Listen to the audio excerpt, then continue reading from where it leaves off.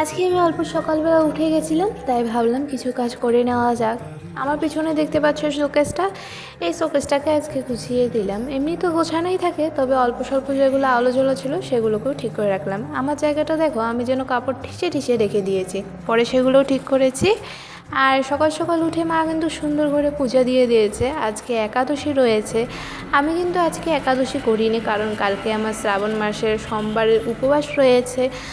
দুদিন একসাথে পালন করতে পারবো না, তাই আমি করতে পারিনি। এমনকি পারণটাও হবে না। আর এই দেখো মার প্রসাদ, এগুলো পাবে মা। আর এই ভিডিওটা কিন্তু আমি ফট করে তুলে নিয়েছিলাম। আমি কাপড়গুলো প্রেস করছিলাম, তারপরে দেখো বাবু এসে গেছে।